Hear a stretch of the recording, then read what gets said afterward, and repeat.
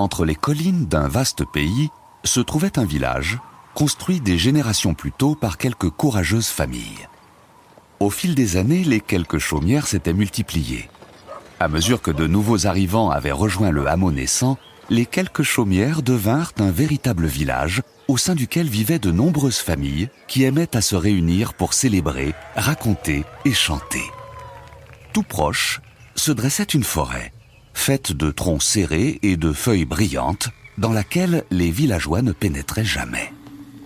On pouvait, disait-on, y faire de mauvaises rencontres. À certaines veillées, on racontait même qu'une ancienne sorcière hantait le bois, présente dans la forêt avant même que la première maison ne fût construite. Aussi, par peur de ces maléfices, personne ne s'y rendait jamais pour ramasser du bois ou chasser le cerf. Un jour, une petite fille, répondant au nom d'Inaya, naquit au village. Et comme pour chaque enfant du village, son arrivée causa une grande joie à toutes les familles. On organisa une fête. Le sage, dont les conseils et les avis avaient toujours été très respectés, déclara que l'enfant connaîtrait une longue et heureuse vie. Inaya grandit, jouant avec les autres enfants du village, aidant ses parents aux travaux des champs. Avec le temps, elle devint la plus belle et joyeuse jeune fille que l'on puisse imaginer. Ses qualités ne manquèrent pas d'attirer l'attention des garçons de son âge qui, bien vite, finirent par en tomber amoureux. 2 d'entre eux, en particulier, lui firent la cour avec plus de charme et d'application que les autres. Tous 2 étaient des jeunes hommes respectables et droits, pleins de qualité et d'amour pour l'élu de leur cœur. La jeune fille aimait beaucoup les 2 garçons. Chacun d'eux ferait un merveilleux compagnon pour la vie. Seulement, elle devait choisir entre ces 2 prétendants, et ainsi causer de la peine à celui qu'elle décevrait. Aussi, incapable de prendre une décision, elle laissa passer les jours sans parvenir à se décider. Sa mère, lassée que sa fille n'arrive pas à choisir un mari, la prit un matin avec elle et la mena voir l'ancien du village. Celui-ci, bien que très vieux, demeurait toujours l'homme le plus sage du village et il pourrait choisir à sa place. On lui expliqua toute l'histoire et on lui montra à quel point il semblait difficile pour Inaya de choisir entre 2 prétendants si valeureux. L'ancien écouta avec attention, puis s'enferma un jour et une nuit seul chez lui pour réfléchir. À l'aube, il sortit de sa chaumière et visita la famille de la jeune fille. Rendant enfin son jugement, il indiqua quel jeune homme lui semblait représenter le meilleur compagnon pour la jeune fille. Quand il eut fini de parler, toute la famille se rallia à son avis. Inaya, ayant été incapable de choisir seule, se laissa convaincre.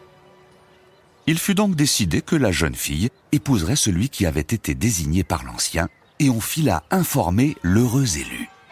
Aussitôt, les préparatifs du mariage commencèrent.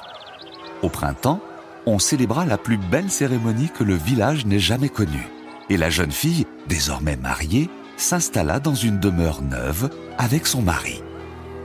La même nuit, le second prétendant, fou de tristesse, quitta le village, et on n'entendit plus jamais parler de lui.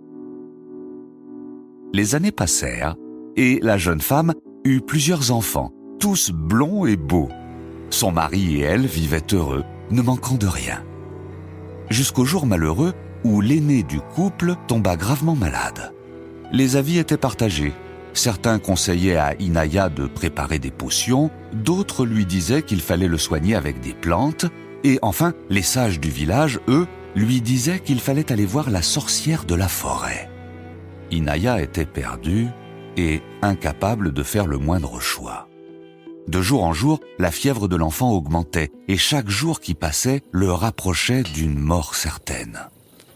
Une nuit, alors que le village se tenait rassemblé, les sages rappelèrent à Inaya qu'elle devrait aller voir la sorcière. La jeune femme se leva et quitta la chaumière. Elle quitta le village et marcha droit vers la forêt, à la recherche de la vieille sorcière de la forêt, en qui elle plaçait maintenant tous ses espoirs. Elle avança entre les troncs, bravant sa peur, ne pensant qu'à la vie de son fils.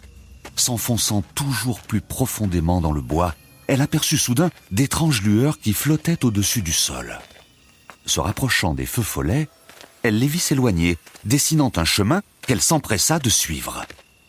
La jeune femme arriva devant une maison biscornue, au milieu d'un marais clapotant. Frappant à l'entrée, elle attendit, et voilà que la porte s'ouvrit d'elle-même. Frissonnante, mais pleine de courage, elle pénétra dans la maison. La vie de son fils lui donnait la force de surmonter toutes les terreurs. Alors apparut la sorcière, celle qui hantait la forêt depuis des siècles, observant de loin le village et ses habitants. La jeune femme eut peur, mais elle ne s'enfuit pas, car c'était bien pour la rencontrer qu'elle s'était rendue si loin dans la forêt. La voix tremblante, elle parla alors, racontant à la sorcière la maladie de son fils aîné, la suppliant de le sauver. Celle-ci écouta, entendit ses prières et accepta de soigner l'enfant. Rentre chez toi et emporte avec toi un peu de boue de mon marais.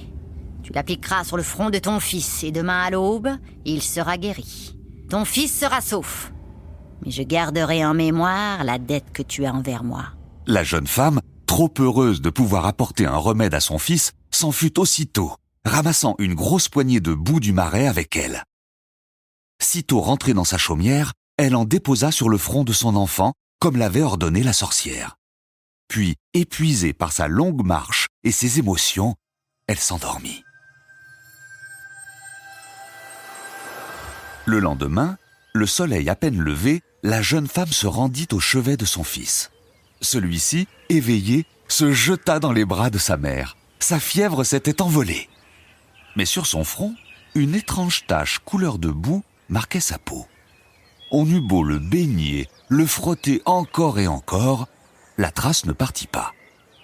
Le village se réjouit d'abord grandement de la guérison miraculeuse de l'enfant. Mais très vite, alors que celui-ci retournait auprès de ses camarades de jeu, ils se mirent à le fuir, apeurés par la marque sur son front. Avec le temps, les parents des autres familles refusaient que leurs fils et leurs filles puissent jouer avec le garçon sauvé de la fièvre, et les adultes eux-mêmes l'évitaient. À mesure que le temps passait, sa marque s'agrandissait, et les villageois avaient de plus en plus peur de lui. Il se retrouva alors très seul, obligé de rester chez lui pour ne pas finir rejeté par le village entier. Une année passa ainsi, et le garçon restait isolé. Une nuit, alors que tout le monde dormait, la sorcière rendit visite à la jeune femme. Désignant l'enfant assoupi, elle dit à sa mère : « Celui-ci porte ma marque depuis que je l'ai sauvé. Il m'appartient. Je le réclame en paiement de ta dette. » La mère, désespérée mais piégée, ne trouva pourtant rien à redire et laissa son fils lui échapper. Alors l'enfant s'enfuit avec la sorcière au fond des bois, et personne ne le revit plus. Les années passèrent encore. Celle qui était jadis une jeune fille, puis une mère aimante, devint une respectable grand-mère et faisait maintenant partie des sages du village. Si elle gardait bonne figure parmi les siens, elle portait toujours en elle la douleur d'avoir perdu un ami et un fils, victime des décisions qu'elle n'avait pu prendre elle-même. Un jour, un grand loup sortit de la forêt, dévorant les troupeaux et menaçant les villageois. Les familles se réunirent, inquiètes, devant prendre une décision quant au danger qui les guettait tous. Le très sage ancien qui vivait toujours décréta que seule une vaste battue pouvait permettre de trouver et tuer le loup malgré les grands risques que la chasse ferait courir aux villageois. De longues discussions suivirent et personne n'arrivait à arrêter une décision. Ils décidèrent alors de laisser passer la nuit pour réfléchir et ils prendraient une décision au petit matin. Inaya, bien que faisant maintenant partie des sages, n'avait aucune idée de quelle serait la meilleure décision et s'en remettrait comme à son habitude au choix des autres. Au cours de la nuit, elle reçut une visite. la sorcière, lui apparut en rêve, tout aussi tordue et boiteuse que dans ses souvenirs. À sa vue, la douleur de la perte de son fils se raviva de plus belle. Voici qu'elle lui proposa un nouveau marché. Empêche l'abattu. Ne laisse pas les villageois le tuer. Laissez mon loup en paix. S'il me revient vivant, et s'il garde son territoire de chasse, je te récompenserai. Le lendemain matin, le village se réunit à nouveau pour choisir la meilleure solution pour se débarrasser du loup. Sans que personne ne s'y attende, Inaya s'avança et s'adressa aux familles. Plutôt que de risquer une battue afin de tuer le loup, elle proposa d'attirer l'attention de ce dernier à l'aide de morceaux de nourriture jusqu'à une terre voisine où les proies ne manquaient pas pour le satisfaire. De cette façon, aucun villageois ne prendrait de risques et le loup ne représenterait plus de danger.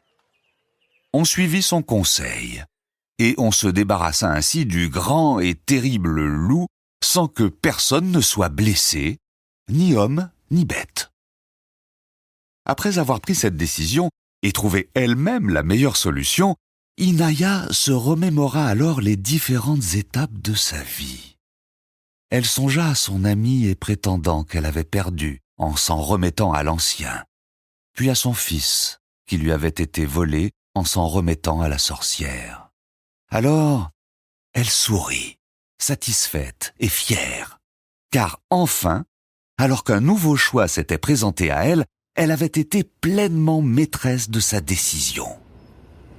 Quelques jours plus tard, la sorcière lui apparut, une troisième fois. Voici que tu as su, pour la première fois de ton existence, poser un choix entier, pleinement décidé. Pour cela, je te récompenserai, afin que tes dernières années rattrapent en joie les peines que tu as subies. La sorcière disparut.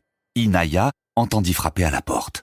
Elle ouvrit et trouva devant elle son ami et ancien prétendant revenu de loin pour lui rendre visite. À côté de lui se tenait son fils, maintenant un homme éclatant de santé et d'amour pour sa mère. Elle termina ses jours à leur côté, plus heureuse qu'elle ne l'avait jamais été.